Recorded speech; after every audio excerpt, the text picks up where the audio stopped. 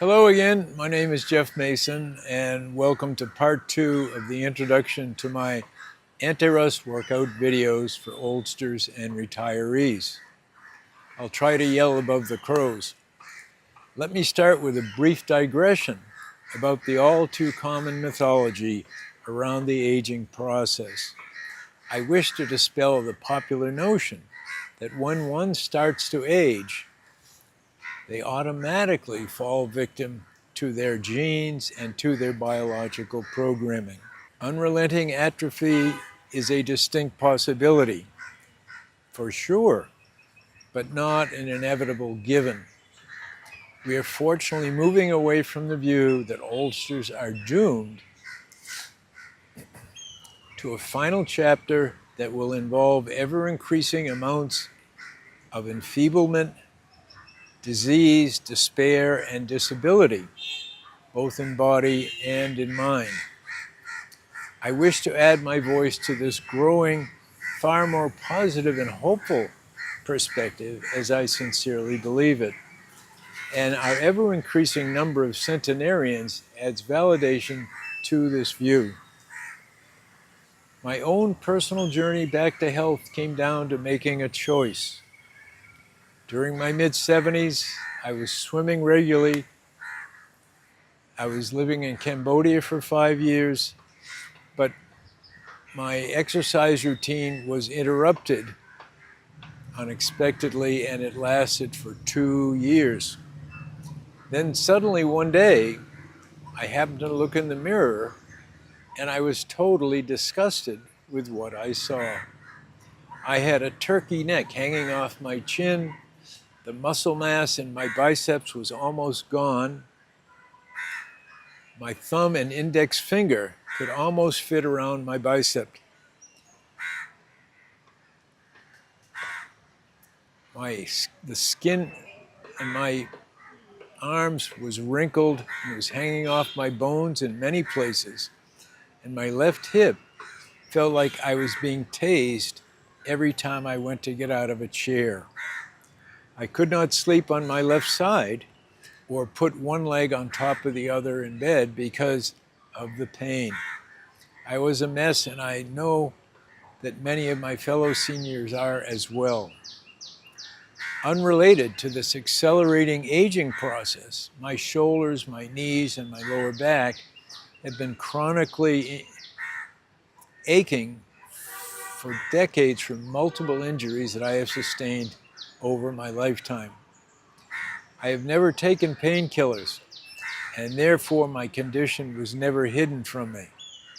This situation just added to the mess I was in, but my flash of disgust was also an aha moment that forced me to consciously focus on my future well-being. Ultimately, it proved to be a wonderful misfortune, as I will relate to you below. When I started my workouts roughly 2 years ago,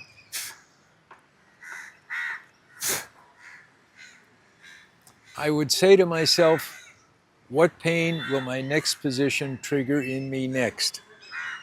The cliche, no pain, no gain, took on real meaning for me back then. For instance, even doing a few squats would set my butt wildly on fire, and I was exhausted at the end of each session. But over time, as I became ever stronger, my daily struggles began to disappear. Now, life is truly good, and I never again want to be held hostage to any of the hosts of medical, financial, or emotional problems that are almost guaranteed to come with a sedentary lifestyle for oldsters. I started off slowly, very slowly, with just a few repetitions, and I listened to my body. Why? Because our bodies never lie. I built up gradually, and I never did so much that I couldn't exercise the next day. The question of needed frequency, I believe, is a function of one's age. Basically, the studies show The older you are, the more regularly you need to work out. And at age 80, almost 81, I do my routine almost every day because when nearing 70, the forces of aging accelerate with every passing year. And if I pause for even a few days, I can quickly feel stiffness setting in. When I did not see any progress, I either increased the number of days I exercised, I added to the number of repetitions I did, or I included new exercises in my workout while always listening to the wisdom of my body for preparedness. For me, it's been a winning formula. My attitude is that we must sacrifice something in our daily schedule if we want to be successful in establishing a new positive habit like regular exercise. For me, I stopped surfing the internet for multiple news sources every day. And clearly, it has been no great loss. So ask yourself, am I prepared to do this? And if so, what specifically will I give up? If you say, I'll decide tomorrow, well then most likely tomorrow will never come. The key is consistency. And once you build up your repetitions, you may find, as I have, that you need more than 1 hour to complete your workout routine. You will be the judge of this and evaluate what amount of time is needed for you to make progress. And the simple tests I've mentioned should be helpful to you in this regard. Therefore, this is anything but a casual commitment, and you must thoroughly think it through before you start. It may be the biggest decision you will ever make in retirement. I've read the advice of many others, some of whom counsel that as little as 20 minutes 2 times a week doing exercises is sufficient time to spend. But for me, at my age, to be polite, this is wishful thinking at best. So, what consistently motivates me to stay fit? First and foremost, my results. Fundamentally, I keep at it because I see progress every day, and this clearly reinforces my desire to continue. And I don't worry about my well-being anymore because I know that if I treat my body like a sacred temple rather than like a trash can, I know that if I always treat my body like a sacred temple rather than like a trash can, I will ensure good health. The pressure I now enjoy from being nearly pain-free is immeasurable. All day long, I welcome freedom of movement, and this is totally liberating to me.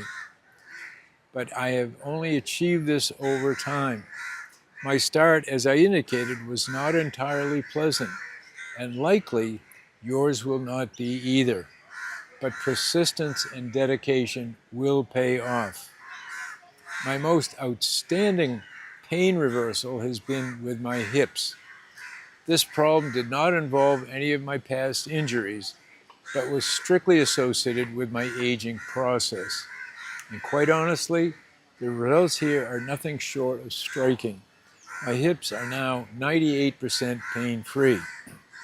The gnawing I have had for decades from lower back, shoulder, and knee injuries, they still flare up, but they are both far less intense and frequent than I have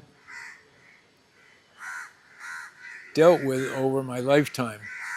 I would not have predicted this at all when I started my workouts, but it is a most welcome development nonetheless.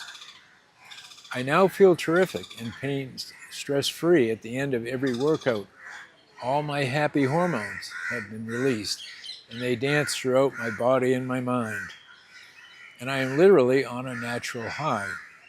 Those positive results are hard-earned, but totally worthwhile. Specific workout benefits to my body include improvement to my immune system, my libido, my stamina and overall energy level, my increased breathing, and becoming more regular, to mention just a few. I get this lift after every gentle workout. I maximize my flexibility and I lose my tightness. It is more akin to a soothing daily massage now, and I'm never tired when I finish. Plus, observing positive body changes such as the loss of wrinkles or loose skin, more muscle mass, or a reduced turkey neck are always pure joy and a total validation for me. Categorically, I derive a feeling of accomplishment and an enormous sense of vitality after I finish my routine. And lowering my risk of dementia, Alzheimer's, cancer, and depression are no small benefits either. Overall, whether the rest of my day has been productive or in the pits, I can always count on the boost I get after I finish my workout routine. It's my go-to sanctuary for inner peace and tranquility. Especially gratifying is when I finally master a difficult position, for then I know my progress is undeniable and the ongoing threat of atrophy I am successfully holding at bay. When I began, I was worried about my weakened body's condition. However, over time, I exchanged fear of the future for focus on the present. My routine puts me in the moment and allows me to detach from the worries of everyday life. The past and future dissolve away in my mind, so I easily move from exercise to exercise. It gives me the satisfaction of being in control of my life and not feeling like I am the victim of an aging body. And it provides me with a sense of being grounded. Recently, I was fortunate enough to add some swimming time to the mix, which boosts my cardio and nicely complements my overall program. And if I find myself stalled at any point in the future, I will add light weights to maximize my ever-critical muscle mass, which, as I have said, is a primary determinant of longevity and my health. The reality is that we are not doomed to stiffness and frailty as we age, and we can choose to age in a worthwhile and uplifting way if we make the decision and the commitment to do so, and, as I said, have the follow-through that is needed. There is nothing better than feeling and seeing your body come back to a healthy state little by little over time. Rebirth to wellness through sacrifice, patience, and actualizing your true human potential. My summary and conclusions. Therefore, for all the above reasons, there's only one path forward for me, and I sincerely hope for you too.